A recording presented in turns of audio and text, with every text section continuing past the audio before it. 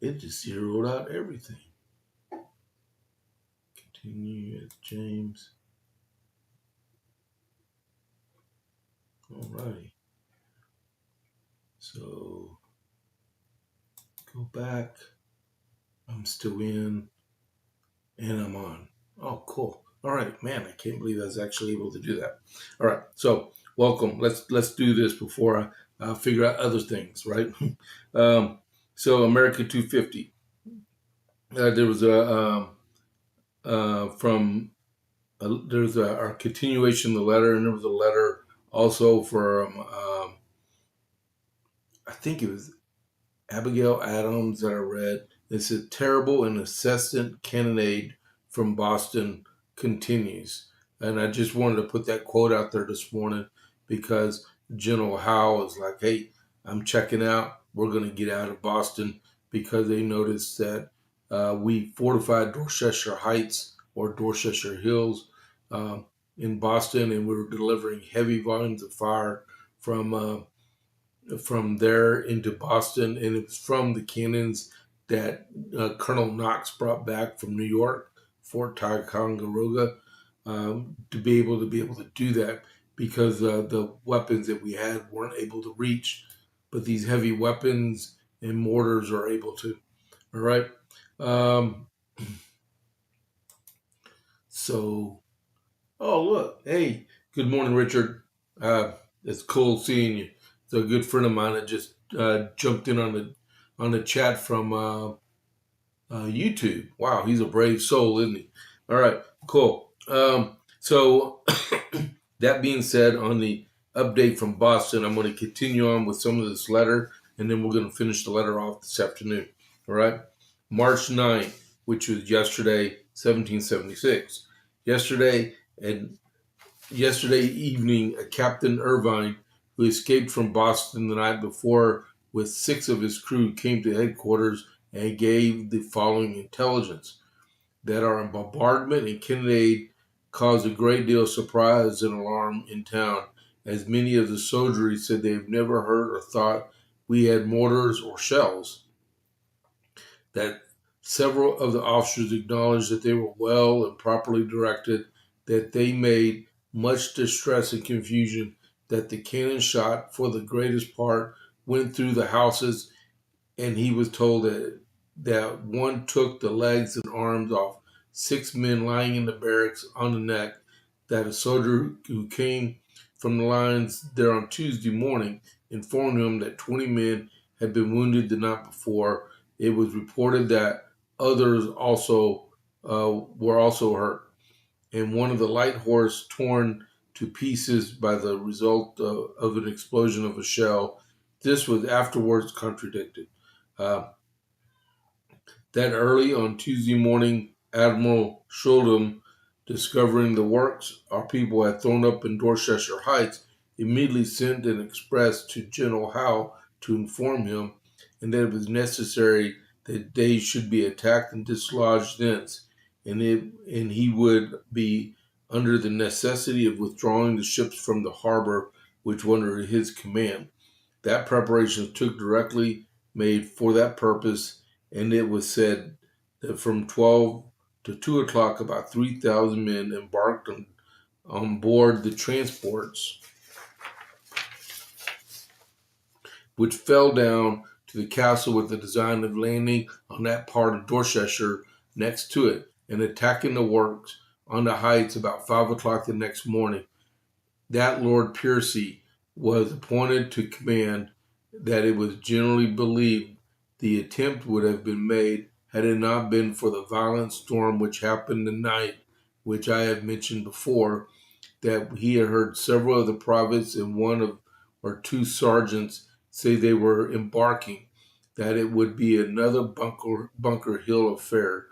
He further informs the army is preparing to leave Boston and that they will do it in a day or two, that the transports necessary for the embarkation were getting ready with the utmost expedition, that there had been a great movements and confusion among the troops the night and day preceding his coming out, in hurrying down their cannon, artillery, and other stores to the wharfs with the utmost precipitation, precipitation, and were putting them on board ships in such haste that no account or memorandum was taken of them, that most of the cannon were removed from the works and embarking. That he heard heard a woman say he was okay.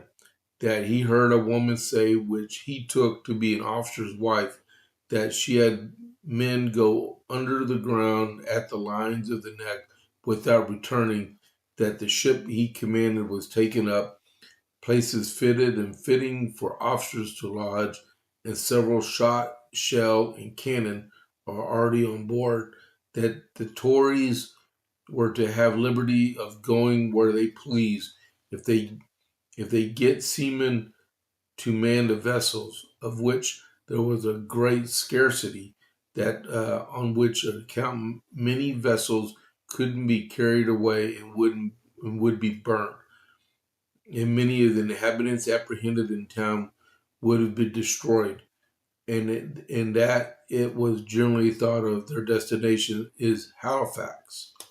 All right, so we'll stop there and we'll finish up the last page. It's like one whole page left at the JPA report. This is really good. This is a really good letter that was sent from General Washington, John Hancock. Uh, yeah. So okay. So that's with America 250. There's no update on Texas 190 until tomorrow. Which breaking news is that's when General Sam Houston learns that the Alamo fell. All right. So give you a quick update on the Dalmatian. We heard yesterday morning on their Facebook account that Stephen needs your prayers. He's one of the owners. He had some type of medical event happen to him last week at work, and they had to close. They're going to be closed for approximately a month or 2 months. And that Sunday night, he was moved out of ICU into a room. So I don't know what happened to him. Prayers to him and his family. He's well taken care of, and that they'll protect their business and that it'll be able to survive. Because we all know if you own a business, if you shut down even for a little bit of time on a small business, you're apt to closure because of stuff that happens like that, right? So keep them in mind. So next is getting ready here. Get all my stuff ready. Okay, Iran update. Well, just and there's a couple of stories in the Texas scorecard if you haven't read it yet. That just came out because they were down yesterday as a pre-planned, no email. So I'm gonna go over something in a little bit about the Texas scorecard, an article in there. But let's talk about Iran first. This is a few quick updates about Operation Epic Fury. Trump warns Iran on the closure of or the mining of the Strait of Hormuz. I got an article about that in a few minutes. There have already been 5,000 targets taken down, and over 35,000 Americans have been returned to the United States. Oil prices yesterday plunged well below $100 a barrel, down to almost $87 a barrel. So, probably within about 3 or 4 days, you're going to see gas prices plummet. And 51 Iranian ships have been sunk, and unbelievably, Azerbaijan, which took an Iranian drone or missile the other day, congratulated the new Ayatollah Khomeini on his appointment to be the spiritual leader in the Islamic Republic of Iran. For the time being, the clock is ticking. When he stops breathing and he looks for his search of 72 virgins, which are not there for him. There's operations ongoing by Israel in the southern Lebanon against Hezbollah, and there is a Pentagon briefing in what time is it? It's 6:42 in about 17 minutes, there's going to be a Pentagon briefing about Operation Epic Fury. All right. So that is the update I have from Iran this morning. Last night, there was a dignified transfer of Sergeant Benjamin Pennington at Dover, Delaware, in which Vice President Vance was there to observe it. He represented the government during the transfer. Um, keep his family. He was stationed in Saudi Arabia when it happened, all right? Keep his family in your prayers because there's a new Gold Star family. Now there's 7 new Gold Star families, all right? Um, so with the update, I talked about Iran. So the president, Iran will face much stronger U.S. military strikes if it closes the Strait of Hormuz to oil tankers, President Donald Trump said Monday. It shared, and I will share it. If anything that stops the flow of oil within the Strait of Hormuz, they will be hit by the United States of America 20 times harder than they have been hit thus far. Additionally, we will take out easily destroyable targets that will make it virtually impossible for Iran to ever be built back as a nation again. Death, fire, and fury will rain upon them. But I hope and pray that it does not happen. This is a gift from the United States of America to China and all of the nations that heavily use the Hormuz Strait. Hopefully, it will be a gesture that will be greatly appreciated. Thank you for your attention to this matter, President Donald J. Trump. That was on True Social. That was posted yesterday evening. All right. Keep that over here. And then before I get to the next part, I want to talk about the Texas scorecard. The president has a decision to make because he was talking about endorsing either John Cornyn or Ken Paxton for the U.S. Senate. I'm sorry, I got a cough drop in my mouth. Well, according to Texas scorecard, if a person wants to withdraw from, good morning, bend it in half, which is Richard. Good morning there. Wow, that's a first there, man. Talk to me on YouTube and talk to me on Rumble at the same time. That's cool. Okay, so according to Texas law, if a person wants to withdraw from the runoff, they have 3 days from the time the votes are officially canvassed inside the state of Texas. So if the president makes a decision on an endorsement and the other person says, okay, I'll withdraw from the runoff, they have until March 17th at 5 p.m. to do so. That should be the same thing in regards to anybody else that wants to withdraw from the primary at the same time frame. I'm saying that is we have a situation here in Coryell County where if you're an incumbent, well, with the runoff, we have a runoff for the county judge here, right? Between Rob Irwin and Roger Miller, right? Roger Miller, he has not been really doing any campaigning, but he finished second place and he's incumbent. So I'm the odds. Okay, so this is how it is. I'm calling on Roger Miller to withdraw from runoff because history shows that if an incumbent comes in second place going into the runoff, their odds are astronomical that they will not win the runoff election totally at all. Ask J.D. Sheffield that lost to Shelby Slauson in the state representative race in the year 2020 when he lost her in February in the primary and got crushed in the upcoming runoff election. So Roger Miller should withdraw from the race before the 17th of March. All right, and then the same thing with the person. I like Ken Paxton, and I understand his fight. And John Cornyn, he's all right. I do not like his politics.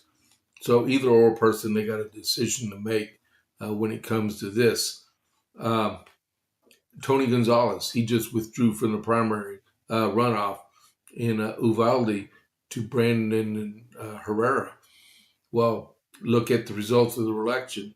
Brandon Herrera was in first place. Tony Gonzalez was the incumbent, and he was in second place. So the odds are that Herrera was going to win in anyway in that election.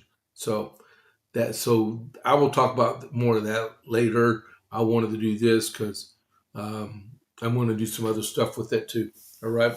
So let's get on. We got about 12 more minutes before the time is up. Let me get set. All right. There is another election going on today. There's a primary. It's primary day in Republican-dominated Mississippi, where House and Senate domination contests are being held in the Deep South state. But a special congressional election 200 miles to the east in battleground Georgia will fill a vacant GOP-held congressional seat with a likely grab much more national attention today.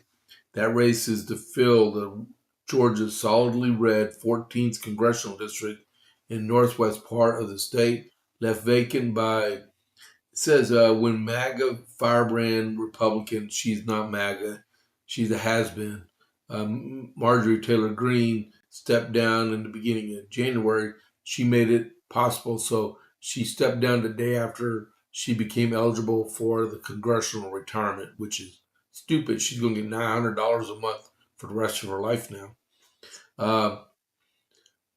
Green quit Congress with the year left in her term, and after very falling out with President Trump in the election, in the special elections being held. As Republicans cling to a razor-thin 218 to 214 majority, the House cannot afford any surprises and allow Democrats to pull an upset in a special election. In a district Trump carried by 37 points in 2024. There are 17 candidates in this election. And I will tell you that and it's a combined election. There are 12 Republicans and 5 Democrats. The top, if no one of the 17 candidates get 50% plus one or more, it goes into an April 7th runoff. Look, dude, y'all need to understand this. I don't understand why so many Republicans want to try this junk in a jungle primary.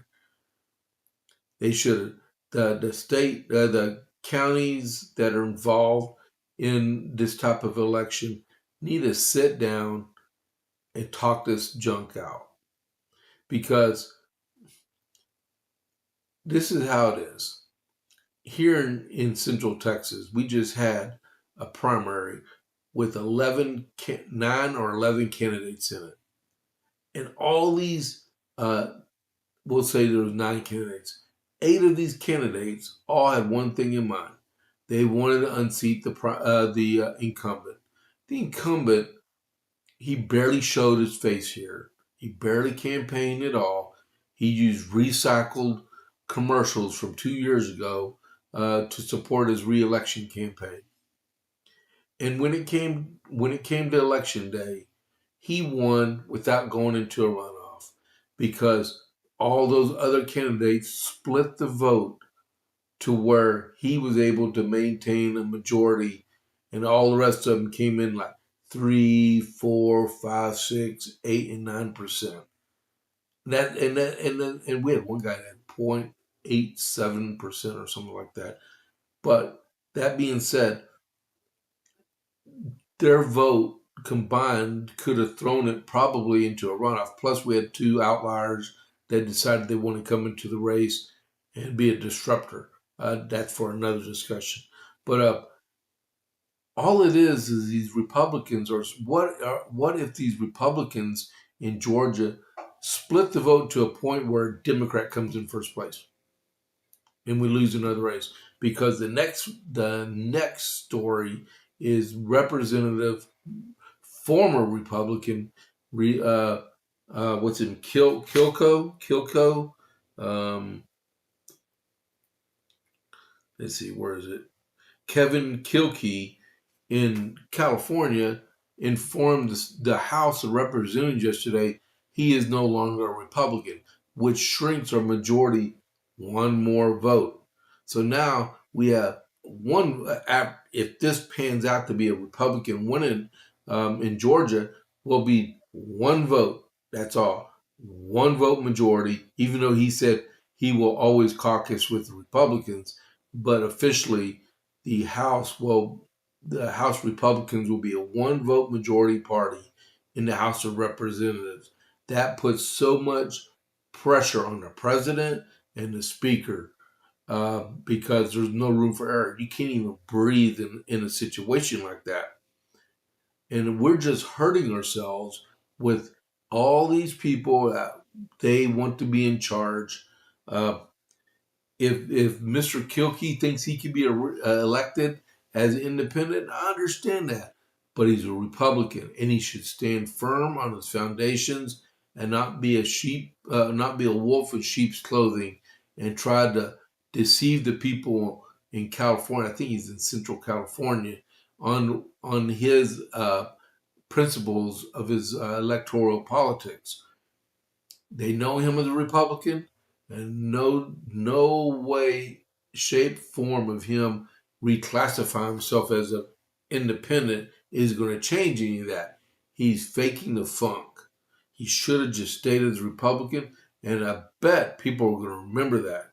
Now the problem is they have the same type of jungle primary in California, so the top two candidates in the primary advance to the November election unless someone gets over 50%. So the district he's going to be in is uh, California 19, I think it is, and it's a D+5, right? So the chances are he ain't going to survive. There's always that chance, but he should have stayed as a Republican, right? Um, we shall see. What do we got? 6:55. See, we're already out of time. I barely even touched. Wow. Unbelievable. All right. So quickly, there's man. There's just so much. What do you think about that stuff, Richard?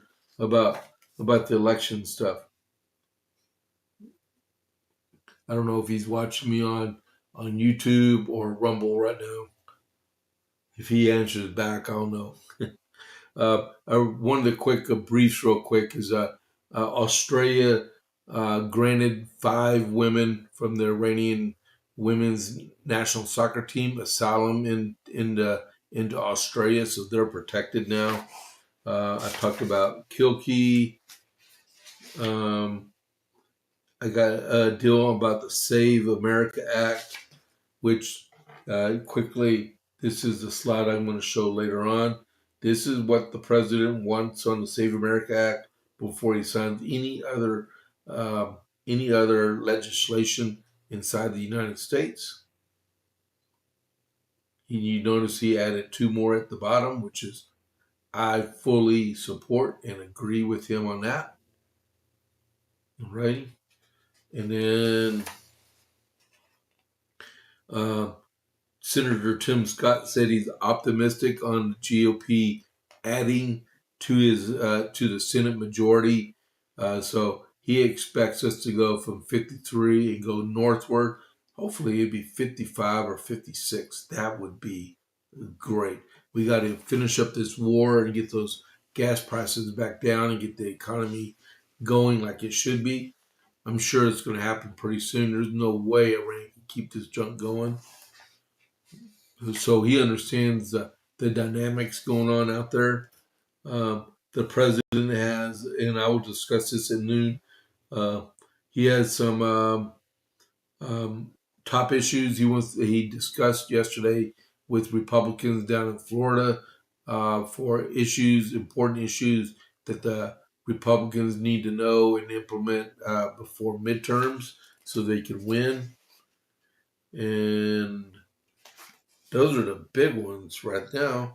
And a court win for the president yesterday in Chicago. The Seventh U.S. Court of Appeals ruled 2-1 for the president on a matter in Chicago's in Chicago. They filed an immigration judgment against the federal government, and they got dismissed. And the appeal got they can't even appeal it to the Supreme Court. It got dissed.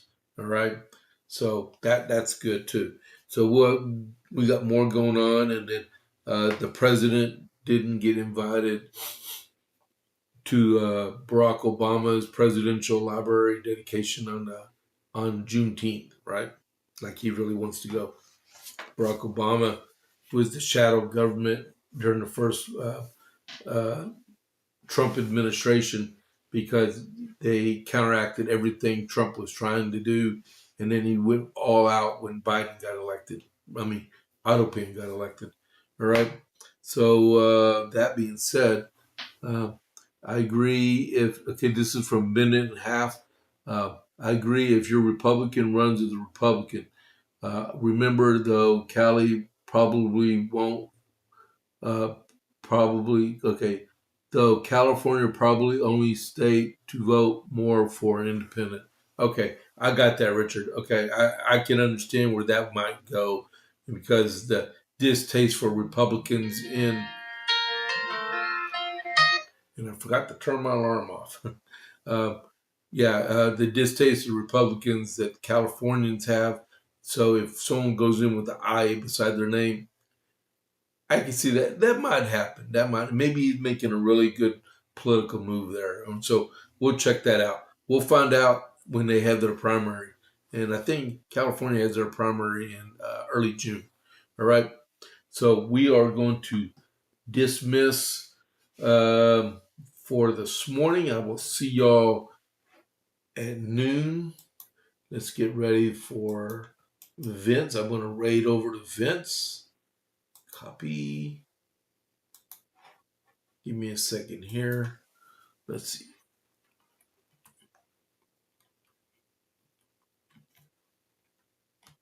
So, Richard, if you're on Rumble and you're watching this, I'm raiding over to Vince. So if you've never watched Vince, you will enjoy this. Okay. So here comes the raid. I will see y'all at noon on this channel with that JPA report, episode 347. So I hope everyone has a good morning, and the raid will happen in. The raid's already happened. Wow. Oh, there we go. See y'all later. Bye.